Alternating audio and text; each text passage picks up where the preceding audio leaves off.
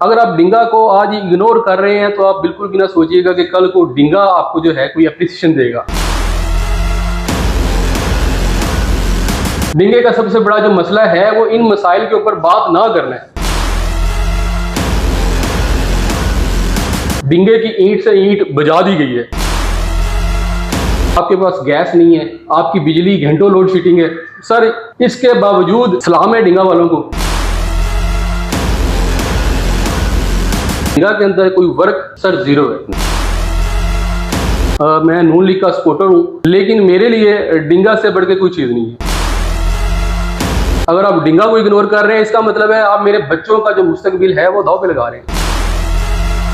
मैंने अभी बात की इंतजामिया की नालायकी, ये इंतजामिया की नालायकी है। और जो बात की है कि MPMN संजीदा नहीं है, बिल्कुल ठीक है। संजीदा हो तो इन चीज़ों को प्लान किया जा सकता है, पैसे भी नहीं लगेंगे, सिर्फ प्लानिंग की ज़रूरत है।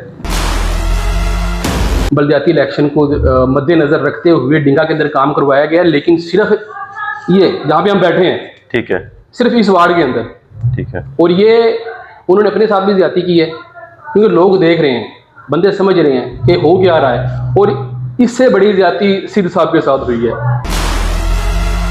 मेरे पास ऐसे ऐसे लोग आए हैं कि जो लोग सफ़ेद पोशी से थाना रोड पे बैठ के अपना काम कर रहे थे, अपने बच्चों की रिज़्क रोटी चला रहे थे, वो बंदे आज लोडर रक्शे चलाने पे मजबूर हैं।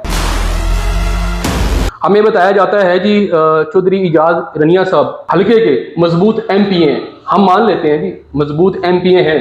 हमें बताया जाता है जी नसीर सिंह साहब पंजाब के सबसे पावरफुल MNA, हम मान जाते हैं। लेकिन सर डिंगा को इनके मजबूत होने का क्या फायदा हुआ है? मुझे सर कोई ताल्लुक नहीं चाहिए, मुझे कोई भाईचारा नहीं चाहिए। अगर मेरे सिटी के अंदर मेरे शहर के साथ जुल्म होगा तो सर मैं पार्टी के साथ नहीं, हम सिटी के साथ खड़े होंगे।